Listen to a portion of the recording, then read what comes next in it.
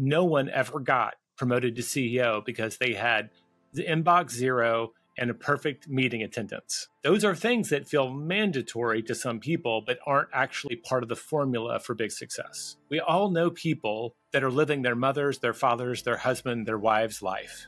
Those are the people who have just tremendous regrets. And so my advice to them would be,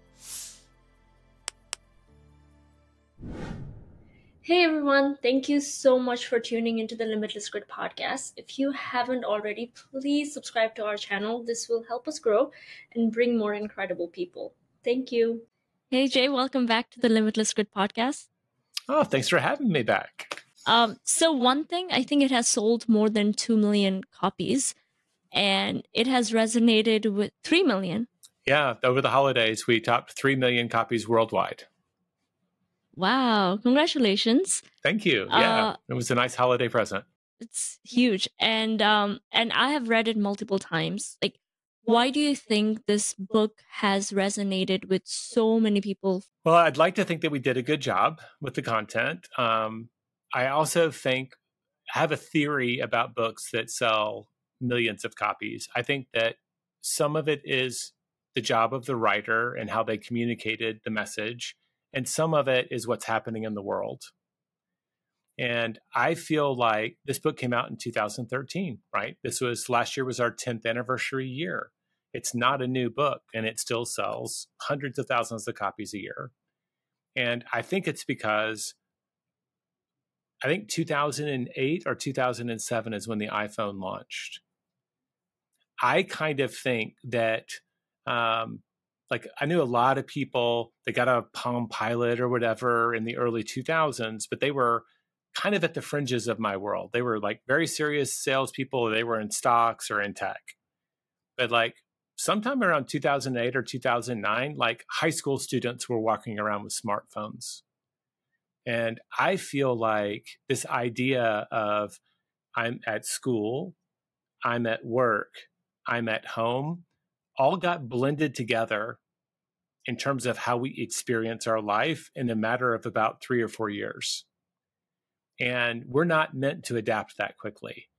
And so I kind of feel like the book resonated because so many people were seeing the combination of all of the opportunities that technology opened up, and also kind of the sense of overwhelm at all of the stuff that could come at them as well. And so that's my theory. And I could go through multiple bestsellers and tell you why I thought they also took off. First, I think the authors did a great job, but I also think they somehow tapped into the zeitgeist of the world at that moment. There was a problem that their book showed up at the right time, uniquely capable of solving.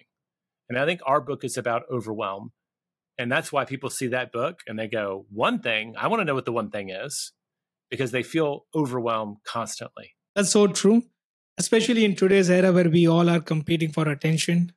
Well, how many inboxes do you have to check now? I've got to check LinkedIn every now and then. I've got my Facebook messages. I've got my Instagram DMs. I've got people direct messaging me on Twitter. And of course, I've got my personal email account and my work account. Like, it just, the number of places that we have to just be present at all has multiplied a lot in the last few years. What are the steps that you think that somebody needs to take to be more disciplined? If you want more focus, get clear about what's important to you. So what actually matters? Where do you need to be investing your time? Who are you becoming and why is that important? I don't think many people are very clear about any of those questions. I think that they woke up on January 1 and they had been kicking around some ideas for a New Year's resolution or a health goal, and they get the idea of goals. But those goals are usually connected to nothing more than a period of time, usually a year or less, and they're not part of the bigger vision for their lives. And so I think real clarity comes from knowing that the next step is connected to the one after, and it's actually going in a direction that matters to you. And I think we do a good job of helping people line up those dominoes in the book in a simple, practical way. Like, we call it goal setting to the now, but like, how do you know if someday you hope to be a best-selling author, or an executive at a drug company, or an award-winning programmer, I don't know, like an entrepreneur, like you name the dream, it's going to take 4 or 5 years. Like, how the heck do I behave this week? And because nobody has a system for doing that, they just say, well, what should I do this week? And when you ask the question going forward, there's an infinite number of options. If you're working backwards from a goal, there's usually very few choices and sometimes only one. It's a very different strategy for how you approach your life. And I really find it interesting when you mentioned like system for doing it, because we have goals and then we are very motivated about that goal. And we read a book like The One Thing where it says just focus on that one thing. And as a result, like everything just takes care of itself, right? How do you create a system where you stick with that system so you are able to focus on that big picture goal, but also take those steps to continue progressing in? That's a great question. Like most people say, oh, look at Shristi. She's so productive. And they see that, but that's the tiny piece of your life that lives above the surface. And in our theory, like productivity comes from a great sense of your priorities. And priority comes from purpose. So if you've ever known someone who was really mission driven, like they had a big vision and they were clear about it, those people tend to have a very directed sense of priority. They knew what they should say yes to and no to. And so like that's the process, and it takes time. So that's it. Like I take comfort in a story. There's a guy named Jonathan Haidt, I believe is how you say his name, and he wrote a book called The Happiness Hypothesis. A small boy, a writer, is writing a giant elephant, and the author asks, is there anything that 40-pound kid could do to actually force the elephant to go where the elephant doesn't want to go? And the answer is obviously the laws of physics say no.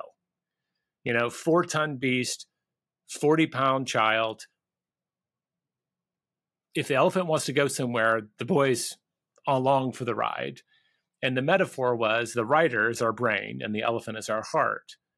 And so the elephant is always going where ultimately it chooses to go. The key is, can we connect the rider to the elephant so they're on the same page? And when I thought of this, I'm like, I'm looking up, we're writing this book, we're researching it for years. And I'm like, here I am in my 40s. I'm pretty clear about some of my big values, but I don't have a sense of purpose. I don't have a purpose statement. If anything, that felt kind of grandiose to me. It's like, who am I to have a purpose statement? But then I took comfort in the fact that the elephant knows where it's going. So even if I don't know the destination, there should be clues in my past, right? Where was I engaged? Why did I take this job? Why have I stayed at this job? What drives me to do those things? So little introspection can get you going. And we've invested a lot of energy in the years since we published the book and getting there faster. We now have a core values exercise that we do with people. In about 30 minutes, I can walk you through a process that would help you identify your top 3 core values. And in our kind of the way we talk about values, that's a gateway to your purpose. The things that you hold most dear, like for me, it's impact, family, and abundance. And I've defined what those mean to me, right? Impact, obviously, making a difference. Family is not just my nuclear family. It is my family, it is my closest friends, and it is also my business partners. There are some relationships I know that matter far more to me, and I would have deep regrets if I didn't hold them at the center of my life.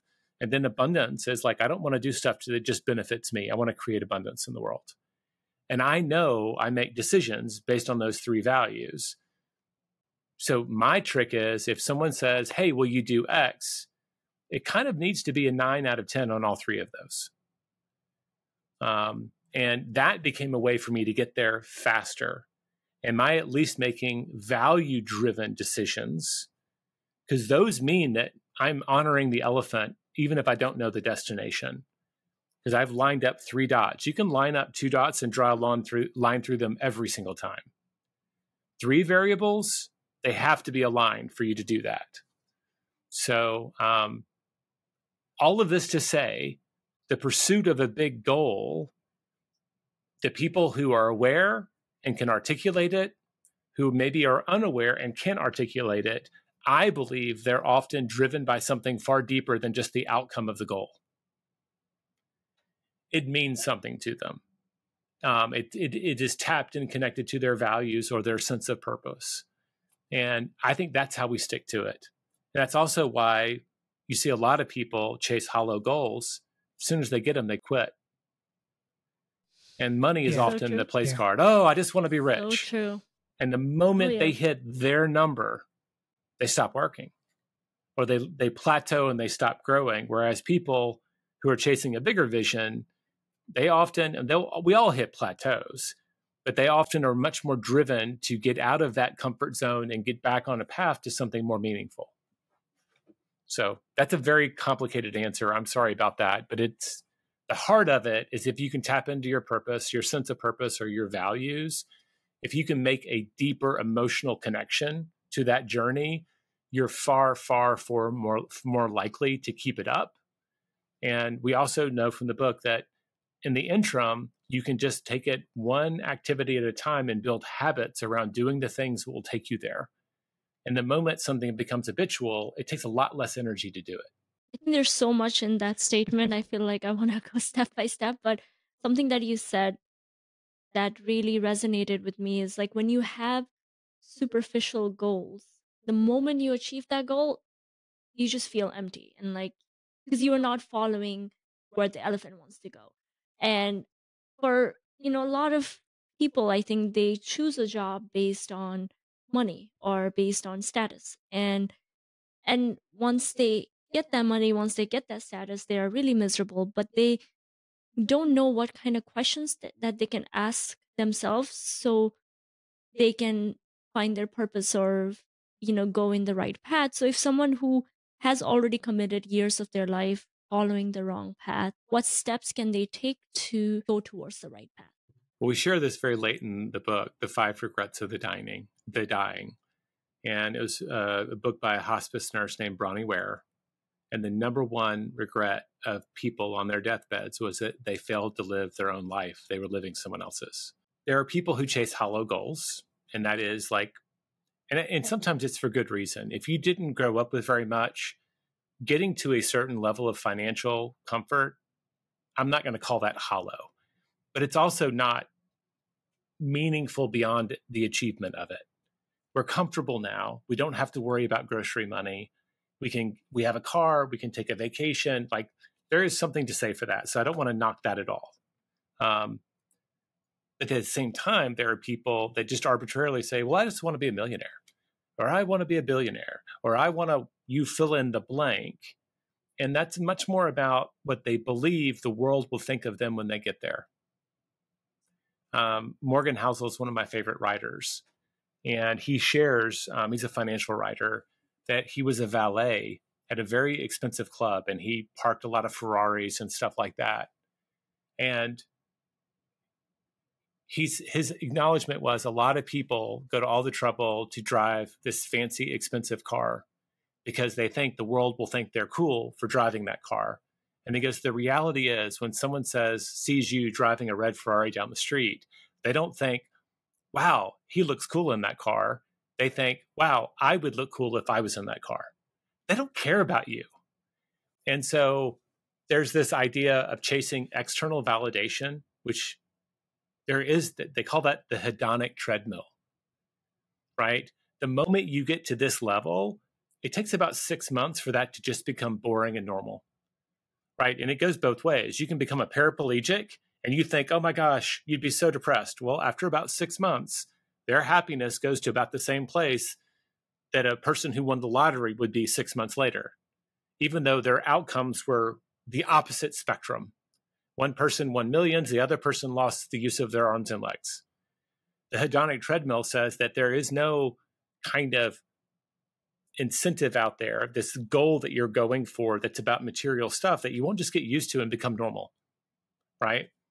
The last category is I'm living someone else's life. My dad wanted me to be a doctor, and I became a doctor. Everyone expected me to become an attorney because I was so good at law, or blah, you fill in the blank. We all know people that are living their mother's, their father's, their husband, their wife's life. And those are the people who have just tremendous, tremendous regrets.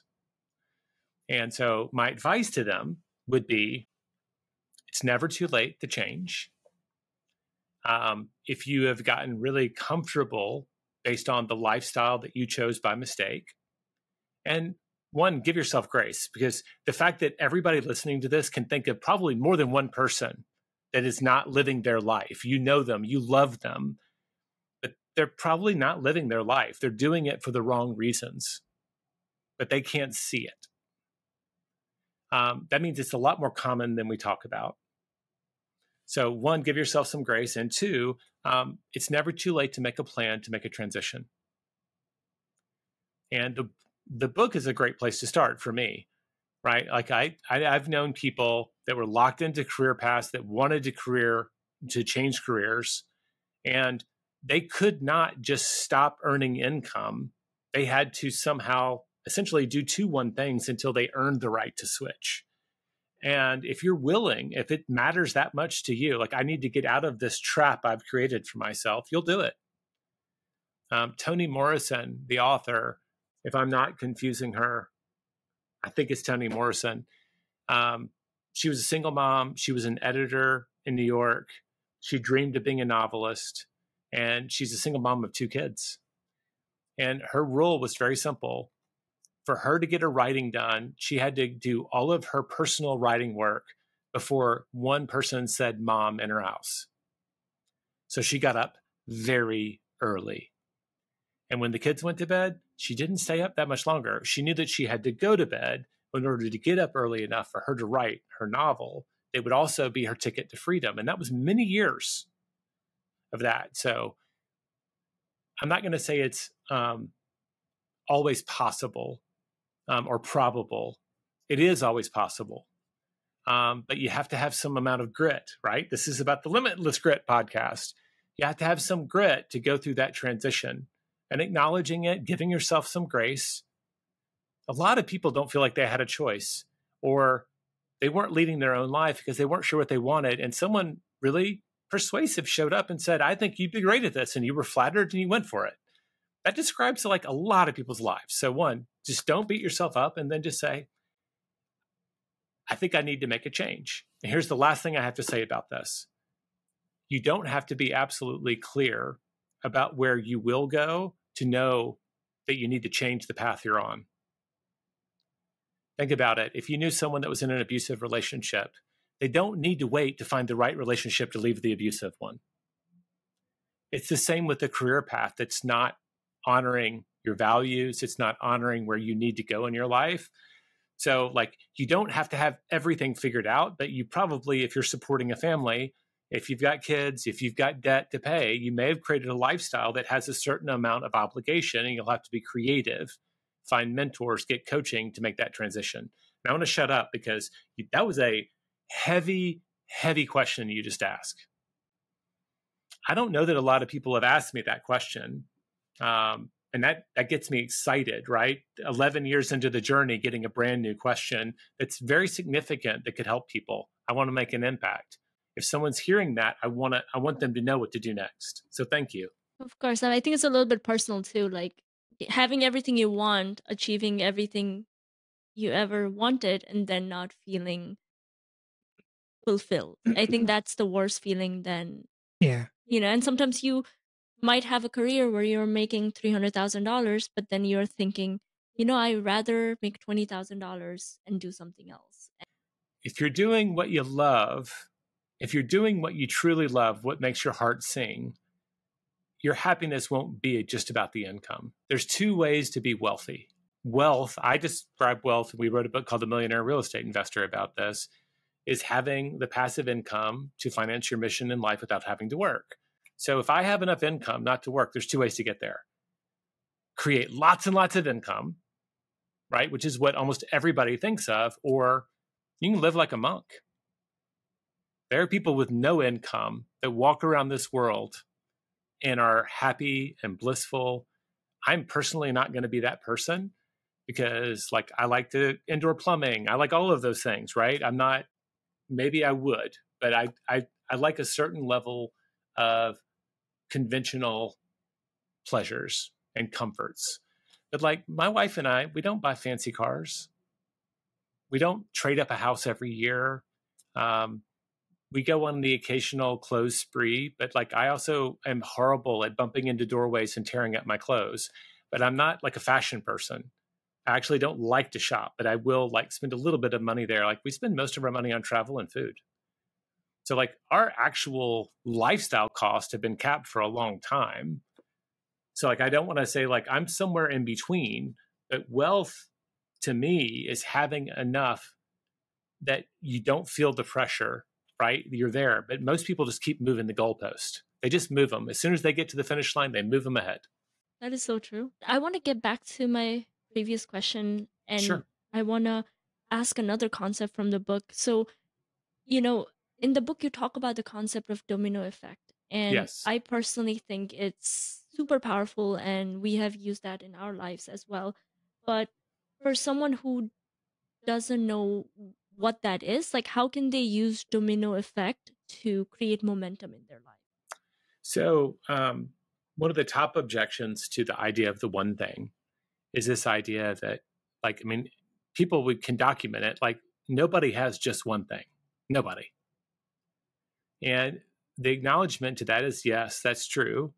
But at any given moment, you do have to focus on one thing because you can only focus on, give attention and time to one thing at a time.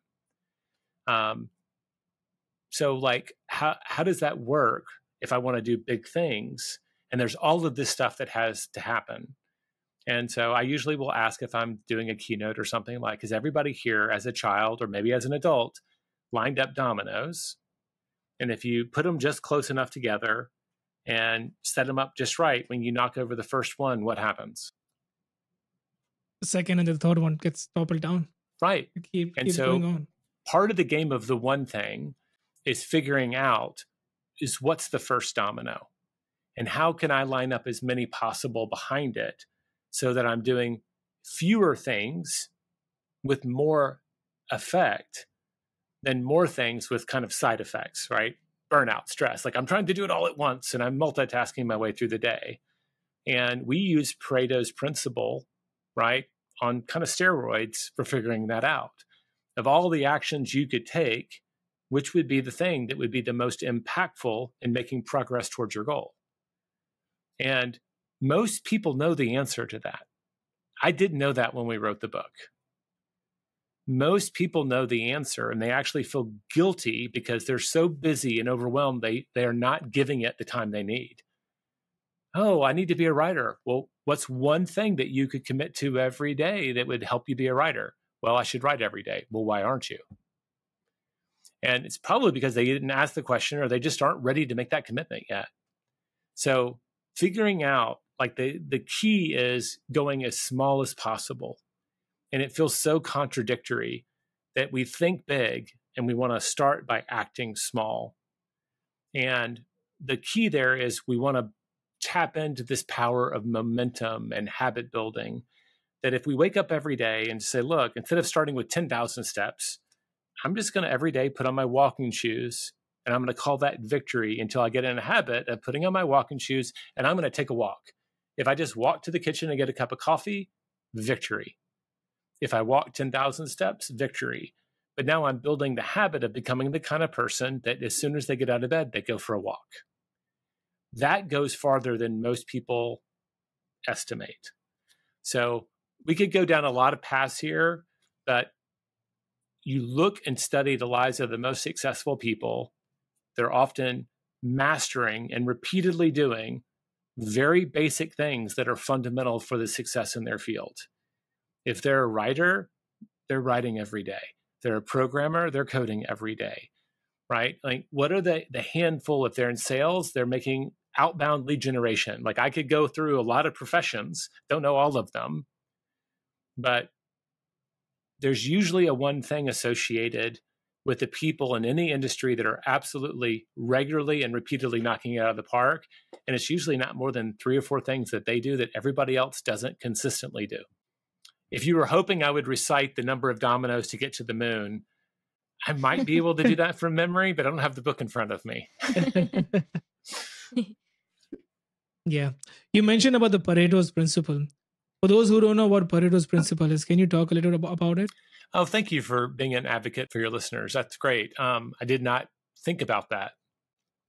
Vilfredo Pareto was an Italian economist who observed a long time ago that 80% of the wealth in Italy was held by 20% of the people. Not much happened with that information until much later on, when a quality control engineer was exposed to the same information. And he immediately realized, like, 80% of the manufacturing defects come from 20% of the process flaws. Like, he immediately thought, this is something more than just a coincidence. This might be a law of nature. So he popularized it. His name was Joseph Duran. But the idea that it's now been popularized in a lot of business circles is this idea that 20% of your efforts will yield 80% of your results. And those numbers show up a surprising amount of time. But the easier way to think of Pareto's principle is the minority of what you do will give you the majority of what you want. And so asking the question, what are those essential few? What are the vital few that I need to be focused on? And how can I be relentless and consistent about those things? What strategies can one take to identify that 20%? Yeah, like I said, in my experience, most people know the answer. They don't need to get out a spreadsheet to figure it out.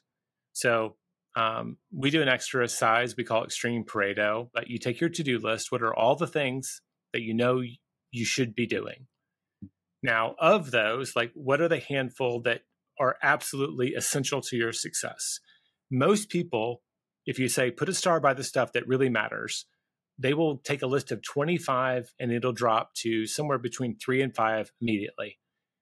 All the other stuff, like, they're like, I can't not do this. Like, I have to look at my email at least once or twice a day, right? There are things that are mandatory, but are also not important in the grand scheme. No one ever got promoted to CEO because they had the inbox 0 and a perfect meeting attendance. Those are things that feel mandatory to some people, but aren't actually part of the formula for big success, right? So, of course, you laughed and I lost my train of thought now. Oh, no. Where was I going? Sorry.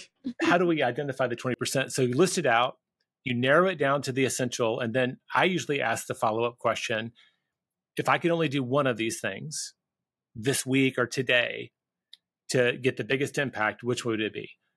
And this is where people might be like, okay, I don't know if it's number 1 or number 2.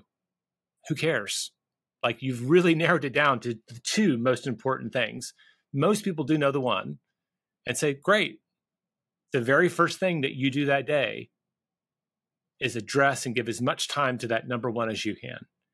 And when you've got that box checked, then you can say, of the remaining 3 to 4, which of these would be the number 1 thing now? Well, that becomes your number 2. And then you ask the question after that's done, what would be number 3? But that's how you get to a very tight list of what I would call 20% items. They're the things that absolutely matter the most. And you've got them in a sense of priority. I love doing this exercise when I'm overwhelmed. I recently did it like literally last week when I was trying to build a business plan for one of our businesses this year. And I was just kind of overwhelmed in all the directions we could go. I did an extreme Pareto and I just said, let me just start by, there's all of these ideas. Which ones do I believe to be real 20%ers? And it wasn't that many items. It was actually just 5. And I took pages of notes, and then I started with the construction of those 5 in the right order, and then built a business plan around the priorities for making those 5 things happen. And it just was like, boom, weeks of wandering in the wilderness got figured out in 2 weeks because I just wasn't following my own process. It happens. My kids love pointing it out, right? That's what kids are for. That's right. I feel like a lot of people don't do it, including myself, because doing extreme Pareto takes a lot of willpower. And sometimes when you are overwhelmed or exhausted, you don't have the energy to like go through 20 different options and then pick the best one. Yeah. I think sometimes people let their life get to a place where they're effectively in fight or flight mode. They've gotten to this place like a triage nurse in a battle zone, where they're just looking at all the patients in the waiting room and saying, who can I save next? And that's great for a triage nurse in a battle zone. It's not great to live every day of your life that way. So I look up at people who talk about time blocking. When you know what your one thing is, put it on your calendar. Just you and your goal, this activity. I'm going to write 3 pages of my novel. And I might delete them tomorrow, but I'm going to do my 3 pages, and this is when I'm going to do it. Makes you about 3 times more likely to do it. Just that simple act of putting it on your calendar and then protecting it. And so, like, I love this because when I'm overwhelmed, if I just have a little bit of time, and sometimes I have to get up early or stay up late, I have to find time where I'm not in that triage mode, where I can take a deep breath and say, all right, I got to look at this list. I have a coach, so every 2 weeks, I have to show him my priorities. And he'll be the first one to say, it's like, there's way too many things on that list, Jay. How can we narrow this down? You have an accountability coach? Yes. Oh. How long have you had for? Probably 13 or 14 years. Oh, wow. Yep. I'm paying as much as I've ever paid for one right now. It's true. I mean, it's not like you get to a place where your success means you know everything and you don't need a coach. If anything, most success is like a step of stairs. You find out what you need to do, you figure out how you need to do it, and that catapults you to this new level. And then you look up and go, holy crap, I don't have the skills for this level. And you have to go through that process again, and you do it again, and you do it again, and you do it again. And that's called professional growth. But like if you were a VP and you suddenly are sitting in the CEO chair, yes, they're both senior executive jobs. You have to manage a budget. But the psychological difference between the buck stops with me and there's someone that if I am lost, I can turn to is a very different journey. And so I just think people underestimate that. And I mean, we talk about it in the book. I preach it. I am part owner in 2 different coaching companies. I believe in it in the fiber of my being. And if you study really successful people, they won't just have a coach. They often have multiple coaches. One of my favorite books on the topic of mastery was a book by George Leonard called Mastery. And it's about his journey. I believe it's either Aikido or Judo. But he looks at a lot of different fields and he talks about people go, aren't you bored? You're just doing the basics again and again and again. But he goes, at a certain level, the swimmer who's going through the water, yes, they're doing the breaststroke, but they're just paying attention to how their pinky finger is held against their hand. Like they're paying attention to a level of minutia that people who weren't at that level of mastery could even be aware of. Most people think that, oh, it must be boring. But I do think as you go through those different levels, your awareness opens up and you see a whole different, you see the world differently. Let's put it that way. Yeah, I wanted to talk about when you mentioned about system, and I wanted to talk about time blocking that you had mentioned before. Uh, like, do you block consecutive chunk of time, or do you block like 4 hours throughout the day? Because you mentioned in that book that to master something, you have to give at least 4 hours a day doing that one thing. So how do you go about blocking that time? It depends on what I'm doing. So the thing that gets the biggest blocks of time in my world are writing days with Gary. So we have a schedule. We have our annual event. I don't know when someone's going to listen to this, but right now I'm about 6 weeks away from our annual convention. And last year at that event, I was on stage for about 17 hours. And Gary probably was on stage more. But a lot of our writing days this time of year are about preparing the right messages for that really important event for us. So he literally just reached out and like on text message with me and the other person who writes with us. And we kind of agreed that it's going to be Wednesday, Thursday, Friday, and we're blocking from 10 o'clock to 4 o'clock, which is a giant block to take out of your day. And I had anticipated this with my assistant, and we had Tuesday, Wednesday, Thursday blocked. So now I'm trying to figure out how can I move the stuff that I had scheduled for Fridays to Tuesdays, but we'll figure it out. But that's the first thing that I have to manage on my calendar is the writing time. And then all the other meetings hopefully fall on the outside of those. Back when we were writing the one thing, we would either write from 10 to 3 or from 1 to 4, depending on what else was happening in our world. And the only thing that we're kind of violating when we do it in the afternoon is that we're not getting our first energy. And so like if our world was smaller, if Gary wasn't the CEO and founder of the largest real estate firm in the world, and right, we have very big worlds and a lot of people who look to us for answers, I think we would start at, I'm up at 5:30 a.m. every day. Like I start my days early. I would probably be ready to get in the writing room at 8:30. And that would be the first thing. I don't think it's practical for us. When we do, there's too many people that knock on our door and say, I can't start my day without the answer to this question. So from a practical standpoint, we usually start at 10 or 12-ish or 1. But it's usually a 4-hour block or larger. If you looked at my calendar, probably because of where I am in my life right now, ideally only about 70% of the time would be blocked. I would have white space for opportunities. Right now, because we're leading up to this event, I would probably say I've only got 5 hours free this week during business hours. So from 8 a.m. until 5 p.m., it looks like a quilt, without any holes in it. And that's just the season I'm in right now. But ideally, I would have at least an hour to an hour and a half every day that was kind of unstructured, because I believe this is what we were talking about earlier about that. How do you do the extreme Pareto exercise? Having some white space as an entrepreneur, as an achiever is huge. That's where a lot of your creativity comes from. That's where your breakthroughs, that's where your perspective, you can sit back and look and say, I did all this today. Did this matter? Do I need to act differently tomorrow? But if we're just running until we have to go pick up the kids and make dinner and do all the things, a lot of times we get trapped on a hamster wheel that it's hard to get out of. So earlier you mentioned your values that are primarily driven by growth and helping others, like contributing, family. Impact is my number abundance. one.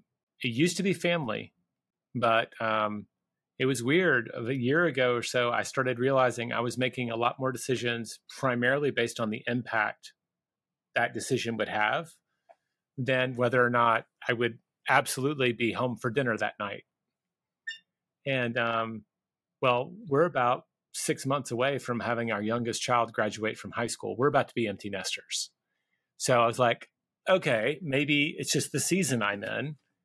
When you have teenagers that are going off to college, like I don't see Gus but on the weekends sometimes. And Edward, who's still in high school, like I see him at dinner time, and that might be it because he's just in a different place right now. And it's just a season I'm in. So they can shift. I'll just say that. But for me, it's impact, family, and abundance. And we just got an exercise that you do in one of our classes where we have people examine, I think we have 140 values sourced from psychology. Like there's an inventory of human value systems that you can find online. And we have people go through there and progressively mark off more and identify. And we created a deck. Is it in the website where we can do the value exercise? So this is like on Amazon, the One Thing Core Values deck. My friend that runs Bestselling helped me make this. I had created a prototype and brought her to a coffee shop and said, do this exercise for me and tell me if you think that we can turn this into something. And she loved it. But basically, whether you're doing it on a piece of paper or you're doing the cards, the goal is to get to 3 and 3 only, and then have them ranked 1, 2, 3. And it usually doesn't take more than 30 minutes. But every time we come together as a community, every year, I'm always amazed at people who I know for a fact did it with me the year before that want to do it again, because it's like a snapshot. Like right now, what are the things that I am holding most dear? And does the way I'm investing my time reflect that or not? And that's a big question. You can't ask it unless you know what's important to you, though. I wanted to ask about, because I have your newsletter and I read it every time you send it. And a topic that you talk about is the couples goal setting or goal settings that you go to. I wanted to ask, like, how often do you go to a couples goal setting, and like what kind of questions do you ask your wife, or like what do you guys talk about? You're in the market now. Watch out. I might be selling you something. So my wife and I have been doing this for now 17 or 18 years. And it was something that started when she had her second baby. They were 16 months apart, and decided to leave her professional career and be a stay-at-home mom for her first few years. And it was a lot of change. One, being parents of 2 kids in diapers was very hard. And she just came to me and said, I want to get away and get on the same page. We'll get a babysitter. She downloaded a bunch of questions from like Oprah.com, you name it. And we had like 2 pages of questions, and we got away from our family, got away from the duties, and spent some time talking through stuff that we didn't have time to talk about. And it was very impactful. And immediately people started asking us, would you share the questions? So I think until about 2016, we evolved our process, and we started sharing a Word document, and then it became a Google document, and then it became a PDF with the schedule. Like we just kept building on what we started. And as I was writing the One Thing, we started incorporating the One Thing into it as well. So around 2016, when we launched the One Thing training company, Jeff Woods, who was my partner at the time, really did want to have an event. He wasn't clear how to do it or what it could be. And we latched on to this process that my wife and I we knew there was demand for it. We personally felt it was amazingly beneficial.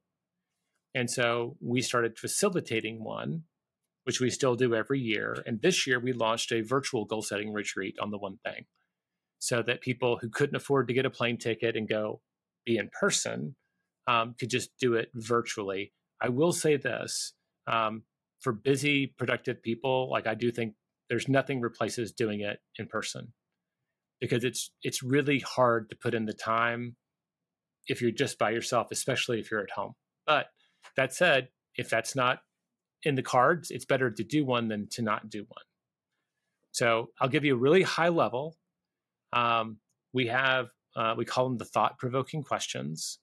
We ask questions about the stage of life we're in, the relationships that matter to us, how our health is doing, how our love life is doing, how we feel about our kids and in-laws. Like, you just check the boxes of all the sensitive topics that if you're in the day-to-day and you're ticked off at him because he didn't take out the garbage, and he's ticked off at you because whatever, like you just name the daily slights that happen when you're married to someone. You can love someone and still be irritated at them. Like, it's not always safe to cover the heavy stuff. I'm really not satisfied with this part of our relationship. And sometimes it's just good. Like, I love this part of our relationship, but it allows you to get on the same page about how you're going to handle money, right? Which is the number one reason couples fight. is, are we saving? Are we spending? Are we investing? Are we giving? Like there's all these choices with money, and which one are we doing and when? And combining finances is a big move for a lot of people. So we cover all of those, and then we set someday goals. Based on our someday goals, we set 5-year goals. Based on our 5-year goals is how we plan for this year. Hey everyone, thank you so much for listening to our podcast till now. I hope it added value in your life. And if it did, please subscribe to our channel. It will help us grow and bring more incredible guests. Thank you.